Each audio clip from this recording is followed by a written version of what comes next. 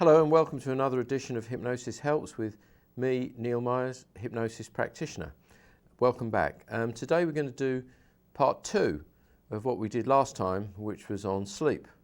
So stay awake because we're going to talk about sleep. But just before we do that, just a little personal update. Some of you who watch the show, I know they're on a regular basis, somebody must, will know that a short while ago I it's the other way, I always forget, it's reversed on the camera. I fractured my, no, it's this one. It's this one. This is my right. I fractured my collarbone. A comminuted fracture of the acromial end, I think it's known as. But anyway, and I mentioned on the show, or we did a show about rehabbing injuries, how you do it, using various methodologies, but using hypnosis as part of it. And as you'll remember, if you watched it on that show, the opinion of the doctors was that it was going to take me somewhere between 2 to 3 months, probably closer to 3 months, to get use of, where I'd broken it again, and that really probably for the first month or so I'd hardly have any use at all. And as I mentioned on the show, I felt that I could rehab it in about 5 to 6 weeks. That was my feeling, based upon, it's not just a boast, it's based upon the information that I'd had and things like that. So right now we're at the point, I think this is if I got it correct, this is week 5. Now remember, this arm, my right arm, I couldn't do more than this with. You probably saw it on the air.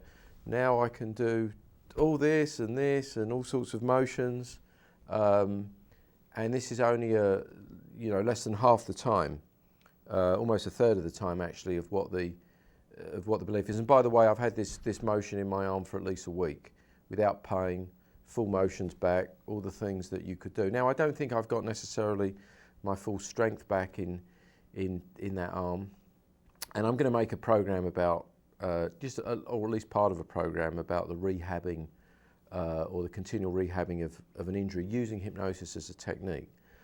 But for those of you out there who have been injured, or even if you're anticipating surgery, or you're a sports person or a sports team and they want to rehab injuries much more quickly, which for a professional sports person is money, because time is money. If they're not at the game, they're usually not getting paid or paid less. And it's bad for the team as well.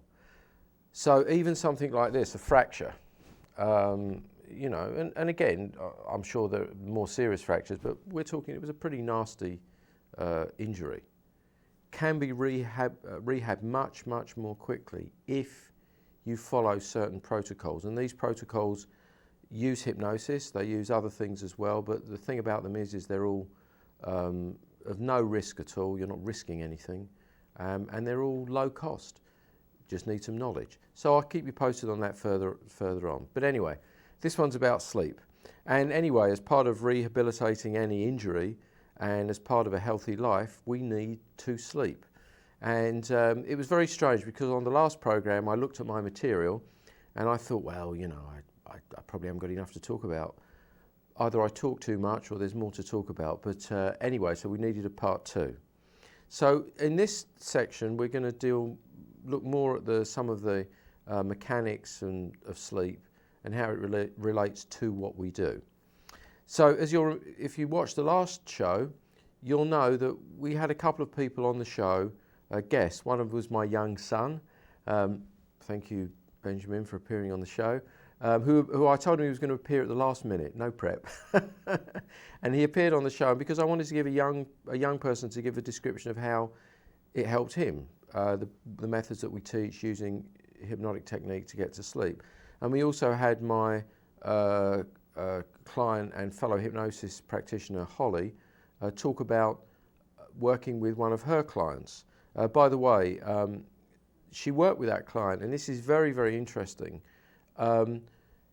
She's been measuring, Holly and the client, the amount of sleep that she's been getting, and she had previously been getting 4 to 5 hours of interrupted sleep per night, and this had been going on for years.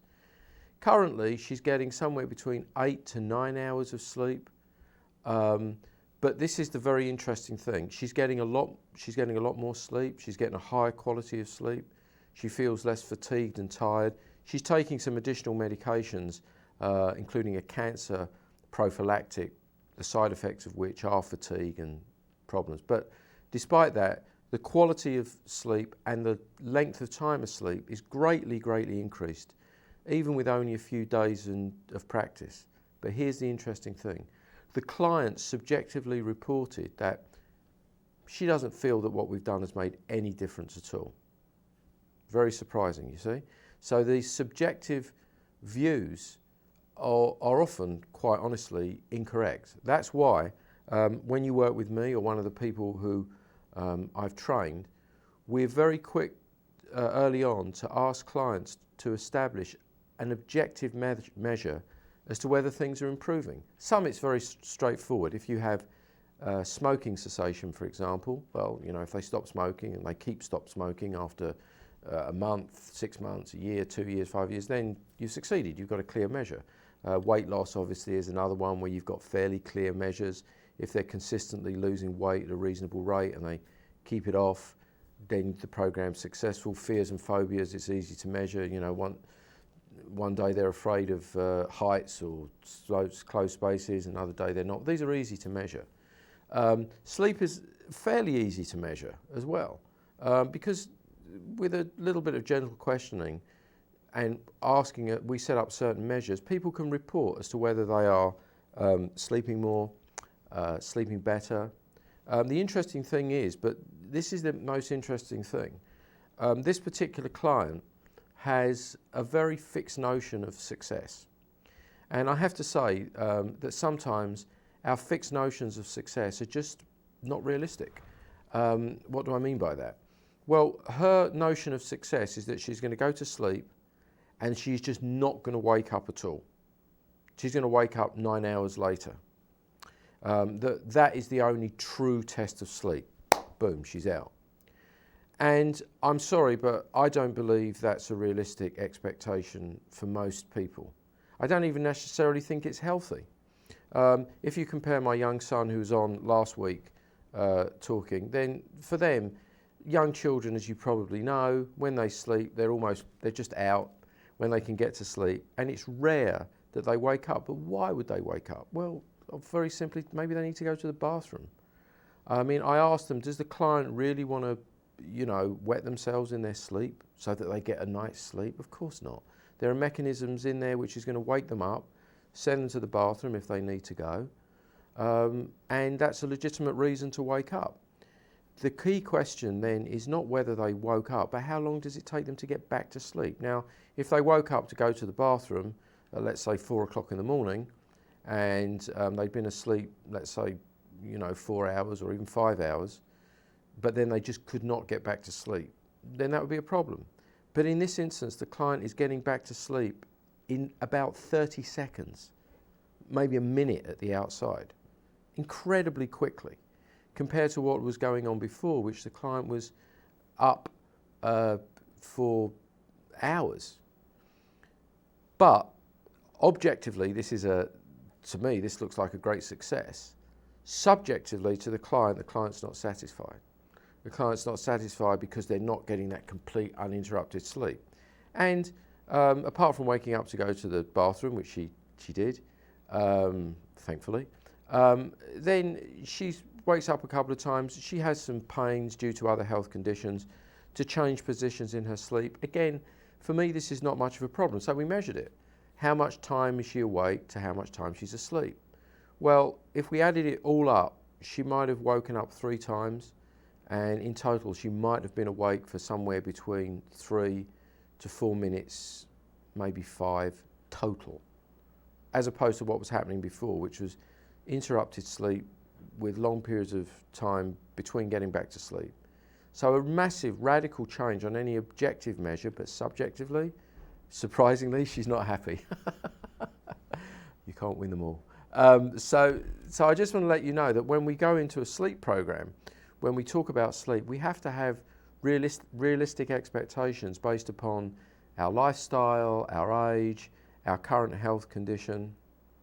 And I feel that using these very, very simple and straightforward methodologies we're able to offer the vast majority of people using these techniques better sleep, easier sleep, longer sleep. Now, what's a good candidate for using this process? They're either people who are having a hard time falling asleep, waking up frequently, waking up too early, having a hard time returning to sleep, having woken up. You know, these are good candidates. And these candidates are usually people, when you speak to them, who are troubled with an overactive, a busy mind at the time to sleep. Now again, from a hypnotic standpoint, what's happening here? What's happening is that the conscious mind is just overactive. It's going blah, blah, blah, blah, blah, blah, blah, blah, talking and chattering away. Many people are just not familiar with either observing the movements of their mind at all, or they're lost in the movements of their mind, or they don't realise that they can exhibit, if they wish to, with proper training and practice, quite a considerable degree over the movements of their mind. There's a strong view out there that if your mind is just chattering away, we're talking about this and thinking about this, and well, what are we going to do? What's going to happen tomorrow? You have no control over that. It just goes, la, la, la, la, it burbles away. And this keeps many people awake because they start to follow the tracks of their mind and where it goes. So what we do is we teach a very simple, powerful hypnotic technique that cuts across all of this and gives people the capacity to allow that part of their mind to rest. The subconscious mind is never at rest. It's the conscious mind that's at rest. We're going to talk about the cycles of sleep. And again, I use the term mind. When you hear most people talk about sleep, they're going to talk very much about the brain. But for me, from my model of looking at it, the brain is part of the body. It's a very beautiful, ingenious, wonderful part of the body, but it is controlled by the mind, by the subconscious mind that controls all the autonomic and non-autonomic functionality of our body. That doesn't mean we don't have free will, and I'm not going to get into an argument over free will and determinism. That's for the philosophical show, not for the hypnotic show. But what I am going to say is that obviously we have will, but there needs to be a period of time when the conscious mind is resting, and we characterise this as sleep or unconsciousness. And we're going to talk a little bit about the mechanisms of that. And so there's a little chart that I have, which I'm going to refer to backwards and forwards, which it's a little bit small. My apologies for that. So if you're having difficulties seeing it, get closer to your television, or if you have a fancy device, zoom in on it. But I want to talk a little bit about some of the mechanisms of sleep and how this relates to what we do hypnotically. My colleague in the studio, there we are, there's a little chart. And just to let you know, if you're having difficulties seeing it, and I'm going to refer to the chart, those oval shaped patterns are periods of deep sleep, which I'll talk about in a minute. The square ones are REM sleep, rapid eye movement sleep. And what this is showing is an 8-hour sleep pattern, a typical healthy 8-hour sleep pattern. So in normal sleep, we start in something very early on called light sleep. And that only lasts for approximately 20 minutes or so. And then we go into a deeper sleep or a slow wave sleep for a couple of hours. And then our brainwave patterns change according to the measures that have been made of brainwave patterns. And then once again, we go back to a light sleep. So one of the notions that people have about sleep, which is that we just basically stay in one state of sleep and just wake up. Well, most people know that that's not quite true, but here you see even that's not really true at all. Sleep goes through cycles and patterns.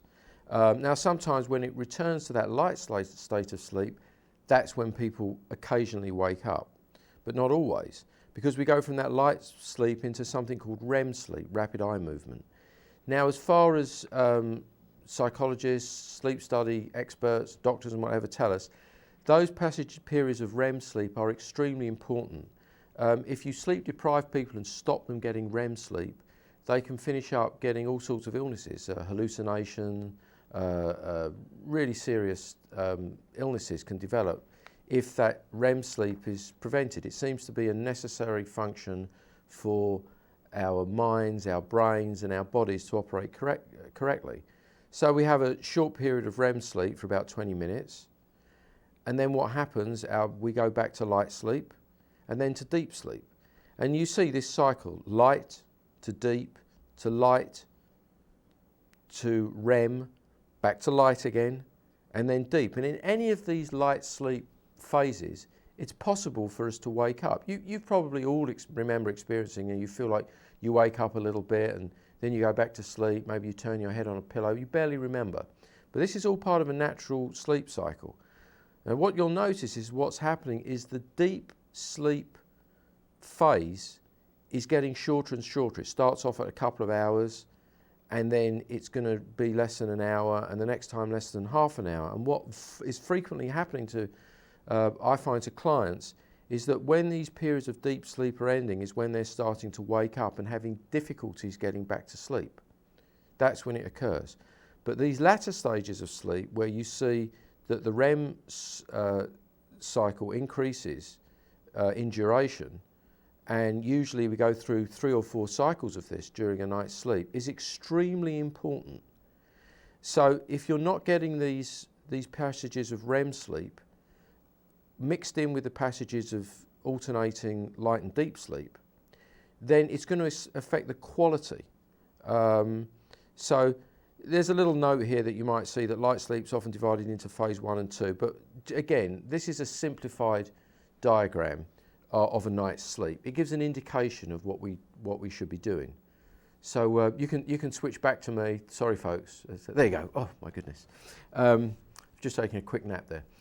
But so you see, these phases of sleep are extremely important. And like anything that we do, we spend a third of our lives approximately asleep. And yet, to most of us, we obviously know we need sleep, and most of us know that when we get a good night's sleep, we feel better. But it's the intricacies of it are just lost, are just not known. And so even though this is a simplified view of sleep, it's still, I believe, a medically correct and physiologically correct one based upon our current understanding. And it's important to, see what happens during sleep. Now again, some people have longer phases of deep sleep and shorter phases of deep sleep, fewer cycles, less sleep, but the basic idea is essentially the same, and all of these are necessary. So how does the process that we're using help with this? Now you might remember that I said last time that you don't strictly move from hypnosis into sleep. Now the reasons for that are a little bit mysterious. You can move the other way. There's actually a whole program that I do which is called sleep, it's sometimes called sleep hypnosis. It's not hypnosis for sleep. What it is that in a certain phase of sleep, usually in the light phase that you see here, not the deep phase, but in the light phase, people can be brought from that state into a hypnotic state. And when they're in that hypnotic state, their critical faculty, you'll remember that we've done that definition many times, the hypnosis is the bypass of the critical faculty and the admission of acceptable selective thinking, that the critical faculty can be, that gateway of the mind can be bypassed, and that we can introduce suggestions that are acceptable and pleasing to people. This is the phase in which people engage in something called sleep learning. We may do something about sleep learning. It's one of those things, I have to say, that personally, as far as I'm concerned, the jury's still out. I've heard lots of different conflicting ideas over the years of where you can learn foreign languages in your sleep and all sorts of things, and there was tremendous interest in this during the 40s and 50s. I'm not completely convinced, but again, I'm still investigating myself, I'm still looking into it, still researching it, so perhaps there's more. But it's in this phase of sleep that this new knowledge, new information, suggestions can be entered, and there is a program that I have that I've suggested and used with young children, normally below the age of 8. And you'll remember on the hypnotic model, which is hypnosis, the bypass of that critical faculty, that critical faculty and the subconscious mind behind it, the critical faculty doesn't really exist in children up until the age of about 5. So technically they're open to suggestion, they're open to hypnosis, and they're particularly open at this phase of light sleep, the first 20 minutes or so when they're asleep, or a little bit less than that. And in that, then there can be hypnosis, and it's at that period of time we enter to the child, if the parents choose to, some very, very positive messages. So for example, we'll say things like, if they have parents, mummy loves you, daddy loves you, you are intelligent, capable, and we give them all sorts of positive suggestions.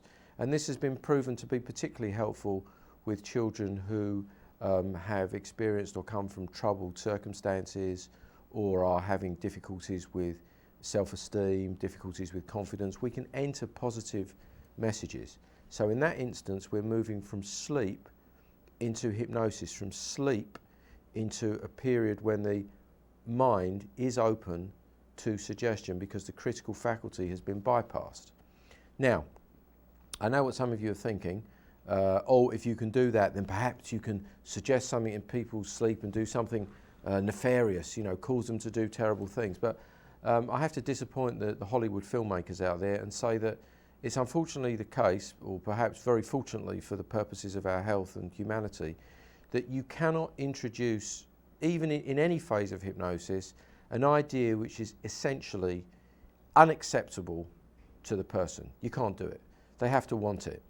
I'm sometimes asked, and this is a little bit off the topic, but we'll come back to sleep in a minute. I'm sometimes asked, can you make people perform criminal acts?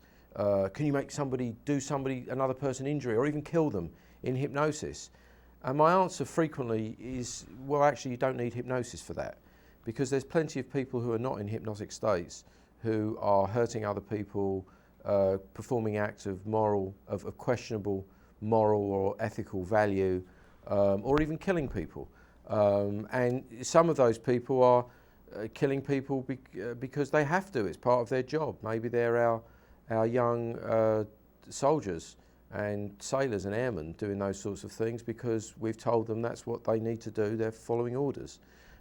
This has nothing to do with a hypnotic state. If it's not acceptable to you in your conscious mind, it's not going to be acceptable in a hypnotic state, and you won't accept it. Now, an idea may be acceptable to you, but you don't want to talk about it. You don't want to let people know it's acceptable to you, so you'll accept it in a hypnotic state. But it has to conform with your moral outlook and judgment. So you can't manipulate people in that way, contrary to what people think about hypnosis. Hypnosis is not mind control. If hypnosis was mind control, I wouldn't need to be making this show, or I wouldn't need to be working for a living, because quite simply, I'd be able to control everybody to give me anything that I wanted. So would every hypnotist, and hypnotists would rule the world. Maybe we do rule the world, but you just don't know about it. But anyway, so don't worry about any of those things. Coming back to the topic, we went on a little diversion there for a time, but coming back to the core topic, you don't, strictly speaking, move from hypnosis into sleep. That's not what's happening in what we do. What we are using hypnosis for is to induce an extremely relaxed state in which that chattering, busy, conscious mind just recedes into the background a little bit. And from that state, people fall into sleep. Now, what looks magical in what we do is we can do that so rapidly and so powerfully and so easily and so simply. You see, people frequently ask me, well, isn't hypnosis all about relaxation? Well, you know that in my definition of hypnosis, we don't use the word relaxation. So relaxation does not equal hypnosis. And greater and greater states of relaxation, however useful and valuable they may be, are not in and of themselves deeper and deeper states of hypnosis, although some people have tried to measure it in that way. Some famous hypnosis practitioners do. Or they try to measure it connected with brainwave states to give it some sort of, in their view, scientific legitimacy. But that's not what we're talking about here. So can you use other things to relax you before you get to sleep? Of course you can.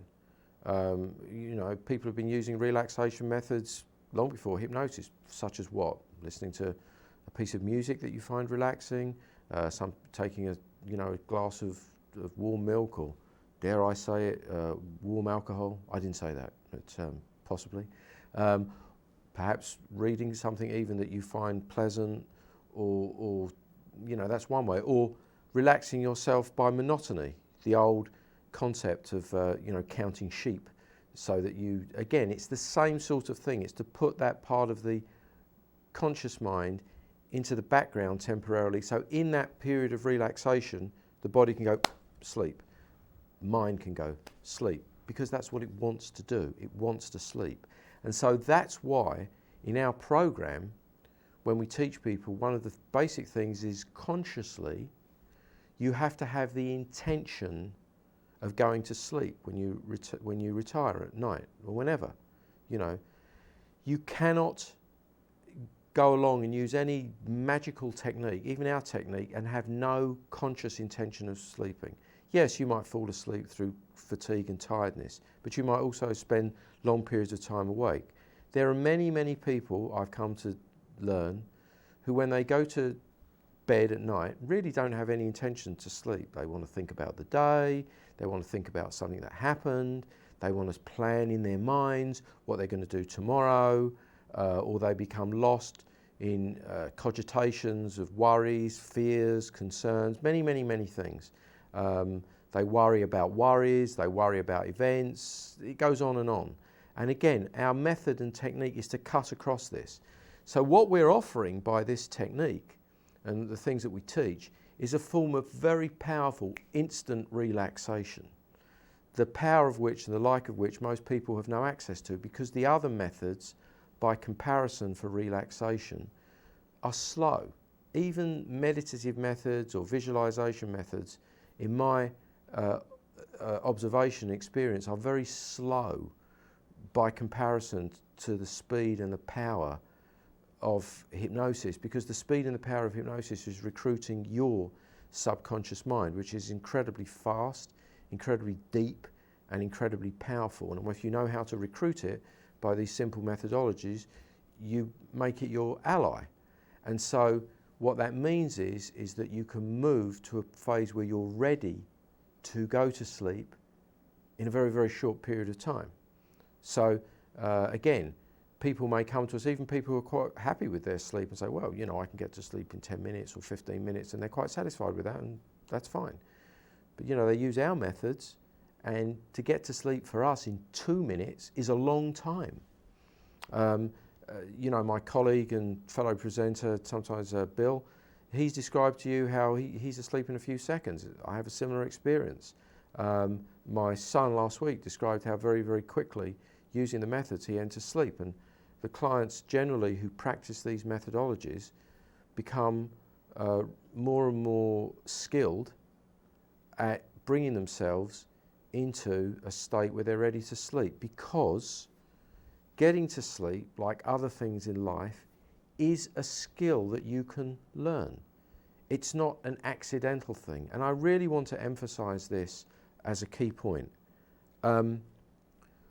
One of the things, of course, yes, I said before that one of the things that we do as part of this, and one of the essence of it, is we're creating the conditions whereby sleep can happen. Why? Well, it's the same as creating conditions for healing.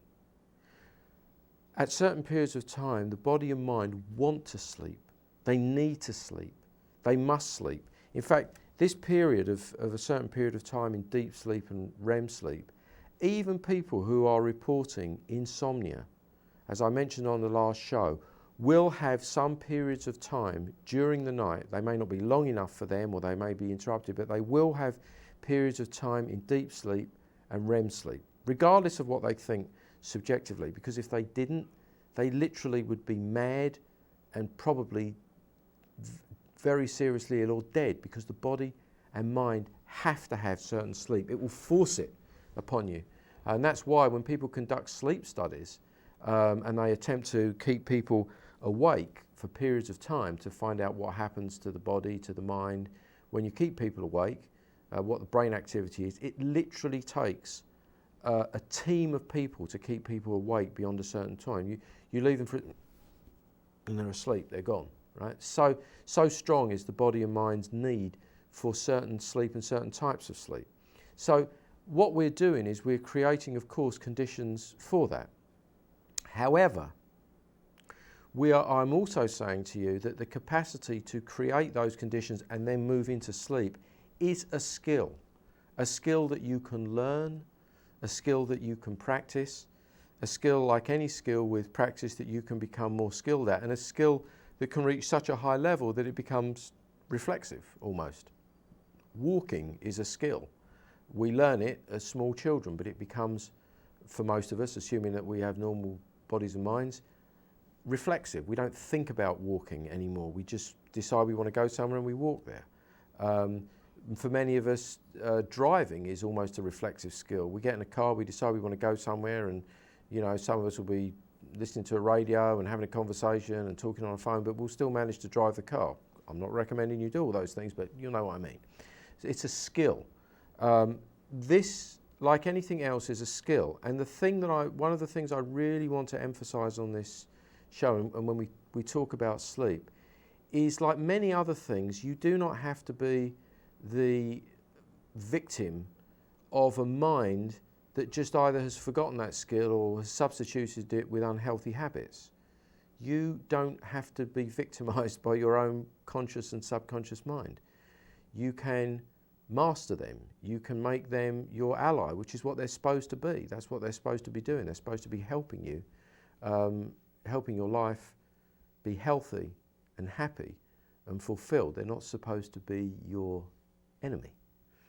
So, and again, the reason I want to emphasize this is because it comes back to something that I said at the beginning of in the last show. We talked about all the things that people are told they need for sleep. Like, for example, one of my friends, I told them about my program, and she's a very nice lady, and she said, oh, melatonin, you have the melatonin, that'll do it, right? And I'm not saying that melatonin for some people isn't helpful in sleep. It can be very helpful. But again, you see, the thinking of mind is, let's use a substance. Okay, she's not using sleeping pills or medication, but it's the same thinking. There's a magic substance, there's an oil, there's a smell, there's a food, there's some magic substance that we can use to create sleep for us. But then you see what happens when she doesn't have a melatonin, or she doesn't get it for one night, or God forbid, as we've heard, we drink a cup of coffee at 7 o'clock in the evening and we're wired, we can't sleep, oh my goodness, what's going to happen? And all of this comes about because we don't believe that there is a skill element to sleep. We believe that we are subject to forces outside of us, and if we don't control those forces, we won't sleep. If I don't do this and I don't do that, if I don't sleep here and I don't turn off the lights there, and it's absolutely silent so I can't hear anything, and if I have any caffeine after 6 o'clock, I'm going to be wired for the rest. We've got all these complex ideas, and these come together in sleep hygiene, and then added to that, I've got to have my herb, or my oil, or my homeopathic, or my substance, and if all of that's correct, and everybody leaves me alone, then I can get to sleep. And what I'm saying to you is, of course, it's helpful to create conditions. We all like to sleep. I think we all like to sleep. We're in comfortable surroundings. We like to sleep in a comfortable bed. We like to sleep in rooms and where it's not too hot or not too cold or properly ventilated. Of course, these things are helpful. But the realities of life is you're not always going to be able to control every external circumstance of sleep. So wouldn't instead you prefer to be in a condition where you know that the capacity to get to sleep is a skill? And if it's a skill, it means it's something which can be within your control. Now, I can tell you, much to the annoyance of some of the people close to me, as I mentioned before, I can sleep in all sorts of circumstances. Some people say the difficulty is keeping me awake, not going to sleep, but I don't agree with that. But in any event, why? Because for me, yes, there are conditions which are better or worse for sleep, absolutely. But for me, I know that for the reasons of health and sanity, which is part of health, my body and mind need sleep. So, and I've practiced a skill. My colleagues and my clients have practiced a skill of creating conditions whereby we can just fall into sleep quickly. What does that mean for me practically? It means that when I travel, I'm never thinking to myself, oh my goodness, am I going to be able to sleep? Is it going to be too light or too dark or too loud? It doesn't matter. I can travel. I can tell you personally, I've travelled to places where they're literally doing construction work outside the window. I wouldn't choose to go there if I knew, but construction work. There's noises. There's parties going on, not where I'm sleeping, but somewhere else. There's light coming in. Does it stop me from sleeping? No. Does it stop my clients from sleeping when they have the intention to sleep and the need to sleep, when they've practiced these skills? No, it does not. And that, I think, in my humble, perhaps not so humble opinion, gives you a very great sense of confidence. I know that I can travel across the world, I can travel to places, and it doesn't matter more or less what conditions I encounter. Of course, I don't want to travel to places which are, filthy or dangerous or something, but I can sleep. I never think for a second when I'm traveling, am I going to be able to sleep? Will I sleep? What will happen? I know that I'm going to be able to sleep. And I have to say also, there are things that keep us awake. Worrying keeps us awake. But even that, we have clients, and I know I've been through this myself, disturbed sleep because you're worrying about events or something has occurred, or you're concerned that something is going to occur that you are overwhelmed by or cannot handle. But you can't handle them any better if you're in a state of sleep deprivation. So one of the things, if people are worrying excessively, we have some methods and techniques whereby we're basically saying to the mind, look, I know there are problems. You haven't been able to deal with everything today. There are going to be things that you need to deal with tomorrow. But you're going to be able to deal with them more powerfully, more effectively, more contentedly after you've had a good night's sleep, because your body is restored, your mind is restored. And we've probably all had this experience of, we go to sleep, or we attempt to go to sleep, perhaps we do get to sleep, concerned about something that appears to be very difficult, perhaps insoluble. We're overwhelmed by the event. We have a night's sleep, we wake up, and suddenly it doesn't seem so difficult, or the solution to the problems appear. Because I believe, and others believe, that the brain, the body, the part of the body that's most fully controlled by the subconscious mind, and remember, it's not just the brain, but the subconscious mind, it's reprogramming things, it's putting pieces of information together, it's realigning things. And so we wake up with rest and clarity, and our understanding increases, our insight increases, our power increases. And when you feel more insightful, more powerful, you feel in control of your life. And when you feel more in control in your life, you're happier. So I hope that little section there has given an understanding as to what a healthy sleep cycle looks like, and really what we should be aiming for. And so if we come back to the lady who we've been talking about, and we come back and look at that cycle again, then we can see that probably what's been going on is where you see those light sleep cycles, she's been waking up there. Why? Well, she's probably used to waking up there. She's been doing it for many, many years. And what she thinks is that basically that whole cycle, from where you see it to one side, where you've got the long deep sleep session, to the other side, which is basically just alternating light sleep and REM sleep, that should never be interrupted in any shape or form. And I'm saying, yes, that can happen, and there's nothing, that's fine. But even if that doesn't happen, if you have got a powerful methodology of bringing yourself into rapid relaxation, you're rapidly going to go back to sleep. Because looking at those cycles, take the first two of deep sleep.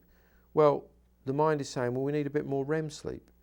So it's going to not move from deep sleep to REM, it's going to move from deep to light sleep, and then into REM sleep, back to light, back to deep. You'll see that light sleep, always, the periods of deep and REM sleep are always are always sandwiched, as it were.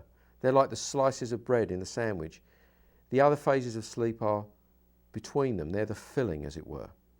So there's always going to be periods in the night. If you count up a night here, a typical night, we've got 1, 2, 3, 4, 5, 6, 7, 8 periods of light sleep. In those 8 periods of light sleep, you may find yourself waking up or barely waking up. That's not important, folks. What's really important is whether you can easily and quickly get back to sleep so that you can complete a healthy night's sleep cycle. Because if you can do that, you've achieved your aim. You've created conditions for health. So, there you see what our goal is. Now let's talk a little bit, as we wrap up the show, about how we actually do this. What do we do with clients? How do we actually help them practically? Well, it's a straightforward program. Other hypnosis practitioners have varying programs.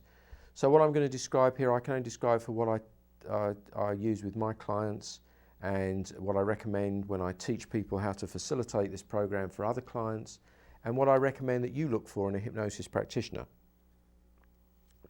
Now, the first thing I would say is that sleep, unless, and I'm going to make one caveat first. If your associations with sleep or the lack of sleep have to do with deep traumas, very deep traumas, which have become associated with the incapacity to sleep, which sometimes occurs, or if your sleep is a result, or lack of sleep is a result of brain injury or perhaps a side effects of powerful medications that you're taking for other reasons, then in the latter instance, some of these things may not be effective. But in the first instance, where there's a link between deep trauma and the lack of sleep, you are going to need further work beyond the simple sleep program that we're talking about. But this is not the vast majority of people. Even people who have experienced traumas, that trauma is not necessarily linked to the lack of sleep. It may be a contributory factor in preventing sleep, but it's not directly linked. So even in those circumstances, people can have traumas, but they can still get a good night's sleep and then deal with their traumas in a different way. But that's one of the reasons why we interview people briefly. We want to ask them, we want to find out if there's any strongly traumatic incident, or maybe something's recently occurred. Maybe they've had a serious illness, or they've had an operation, a procedure, or maybe they've experienced the death of a loved one, or maybe they've got divorced or lost a job, or it's just occurred. There may be something there. These could be things. Even in those circumstances, a lot of what we do is effective, but we like to know what the lay of the land is, because we want to see, or I want to see, whether the person is a good candidate for the program that I'm offering, the simple program. So that's one thing you should look at. Now, the other thing is that anybody that tells you for hypnosis that for sleep you need to come back and come back and come back and come back, that's not true. You shouldn't need many, many, many sessions to get this done. In fact, my session for sleep is usually one session, very, very occasionally two, but mostly one session, but there's some support work after it. That's because the method I use is very simple. That's because very powerful, very well constructed, that we bring people into deep hypnotic states in using it. So again, be wary of anybody that tells you need to go on a program that lasts, I've had people that tell me they go on sleep programs that last 6 weeks, 8 weeks. It's not necessary, folks. It probably means their program's ineffective or only mildly effective, or maybe way too complex. So on the other side of it, the hypnotic session is one session, but what we do, which is very, very important, is we do follow-up work with people. What do I mean by follow-up work? Well, quite simply, we give them a methodology. We want to ensure that they are following that methodology. Most people have no difficulty following the methodology straight away, but some people get a little bit confused, or they actually, it's not that they don't do it. What I find is that they do extra things. I had one client, for example, who I showed her this very, very, very simple methodology, and I asked her, as part of follow-up, what was happening? Well, she told me it's not going so well. So I said, oh, well, tell me what you do. Well, you know, she went through this very, very elaborate procedure. She took a shower, she does this, she makes sure the lights, there's a 20-minute procedure before she gets to bed. I haven't got time for that. I just get into bed and go to sleep. But anyway, she went through this procedure. And then after, and she said, well then, I have my own methods of relaxation. I use my own methods, she told me. Okay, what do they consist of? And she went through all these practices where she thinks about something, she talks to herself, it's very complex. Well, the problem is everything that she was doing was, you know, cutting across the simplicity. You know, if you want to do all of those things after you've learned that, that's up to you. But she felt she needed to do all of this. And then after that, she added on the very simple methodology that she'd learned from me. Well, by that stage, she'd already been awake for half an hour doing all this other, you know, peripheral stuff. And so it's simple, folks. What we teach is very, very simple. Keep it simple. I'm also going to say, you know, a little bit something here about sleep apnea. I notice more and more and more people are being diagnosed with sleep apnea. I believe it's becoming, again, like some other conditions, one of the most overdiagnosed conditions of our age. Now, I don't know if this has got anything to do with the fact that in the United States, at least, under current rules, if you're receiving certain state benefits or federal benefits for aid, Medicaid, Medicare, whatever, you can get a free CPAP machine. I don't know if that's got anything to do with the increased incidence, the seemingly hugely burgeoning rise in the diagnosis of sleep apnea. I don't know. I haven't got the stats. I just throw the question out there. I don't know whether it's got anything to do with it. I also, you know, am surprised because if all the people, again, I don't know these things, but if everybody had sleep apnea who currently appears to have sleep apnea in the past, I'm surprised that at least all of us don't have several relatives that just didn't die in their sleep, not from old age or some illness, but, you know, Aunt Mary, she passed away at 41, the sleep apnea got her. You know, she's out, she's gone, right? I'm just surprised that in the past, maybe, you know, what happened, I don't know. Some people have said that the increase of sleep apnea is because we're all carrying more weight, we're all heavier than we were and there's an increase. I don't know. I'm not sure. However, I've had people come to me with sleep apnea. If they want to continue using a CPAP machine, that's up to them and their doctor and their prescriber. It's a decision for them.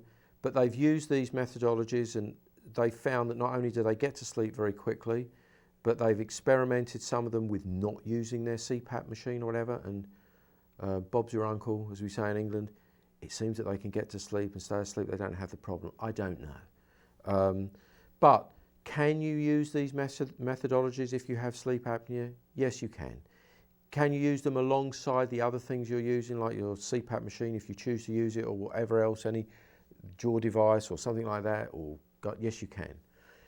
Can you use these sleep methodologies if you're suffering from something like bruxism, teeth grinding, where you grind your teeth during the night? Yes, you can. You actually may find that using these methodologies lessens the incidence of that. But one of the things I ask people is if they grind their teeth at night, and unfortunately some people do, it's a problem. It's particularly a problem for dentists when they do dental work. You can ruin thousands of dollars of dental work in a few nights if you grind your teeth.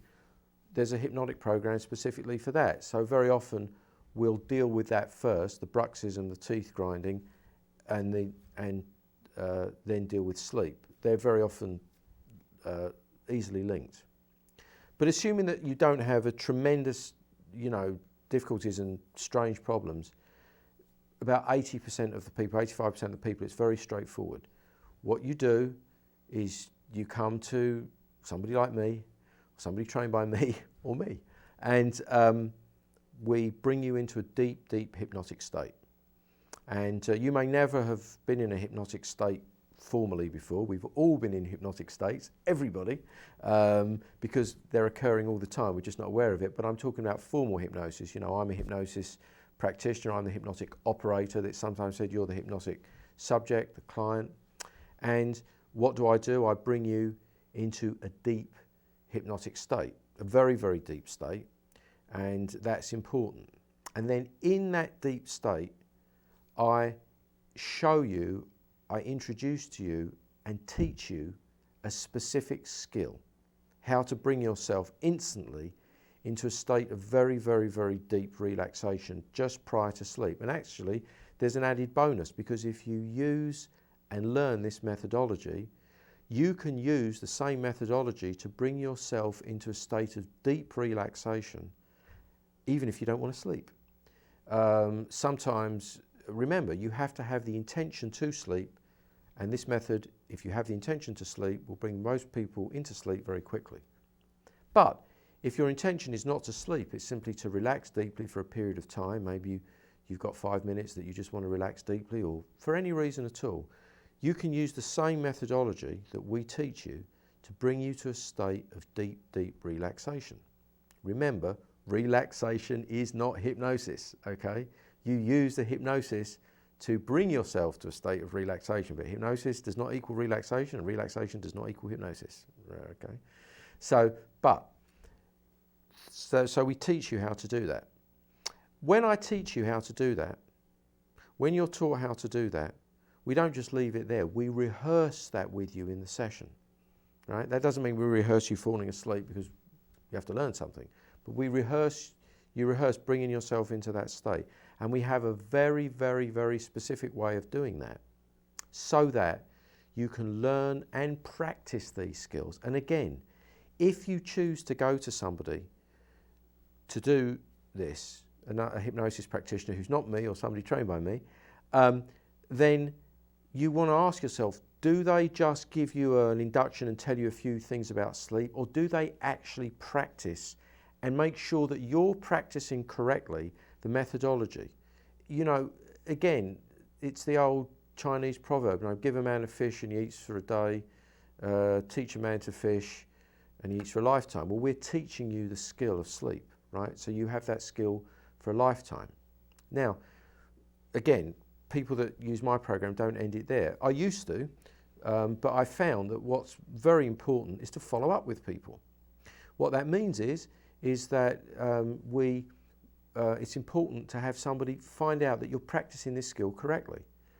I find about 60% of the people that I teach, after I check up with them on the first night and subsequent nights, they just got certain things wrong. They're just little things, minor things. Surprisingly, they're still often getting results, but we tweak it, we improve it, we groove it in, we fine tune it, hone it for those people. So the skill becomes, like any skill, better and better and finer. And you want somebody who's skilled in the method to be able to support you in that. So a very important element of what we do is ensuring that not only do you learn the skill, a very powerful, simple skill in the best possible way, but that you know how to use it. Now, I emphasize the simplicity because what we teach is very, very simple. It's profound simplicity. In other words, we've cut away anything extraneous, anything that's not necessary, so that you can use this skill for your benefit. That's another important point. You don't want something that's overly complex. I've seen some sleep methodologies that are too simple in the wrong way. They don't hit the right notes. But ones that are too complex, you know, all the different things you have to do and go through to get to sleep. So you want something that's simple, powerful, effective, and easily replicable. And by the way, obviously we teach this skill in English. I'm hoping in the near future to teach this skill in other languages, but it doesn't matter what language you speak. If you learn it in English and you want to use a different language, you can use that different language. Nothing stops you, right? The message is there and it comes across in the same way. It's a very, very, very powerful skill. So we teach you a powerful skill, we make sure you understand that skill, we support you in that skill until you're getting to sleep. So again, when you look at somebody who's offering a program, look to see, are they offering support or is it in and gone? Can you learn these sort of techniques in a group setting? Yes, you can.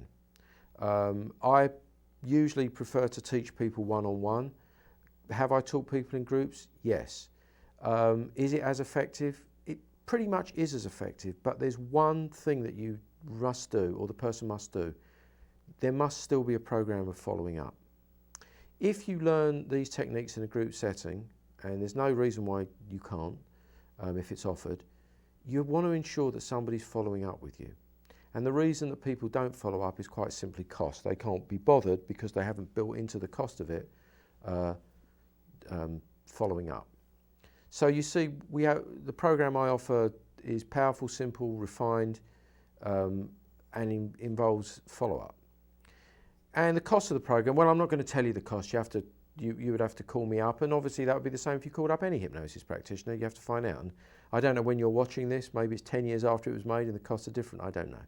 But the fact of the matter is like anything else, you must judge it on the basis of the value of sleep to you and your belief in the value of the program and the measurable results that you're getting.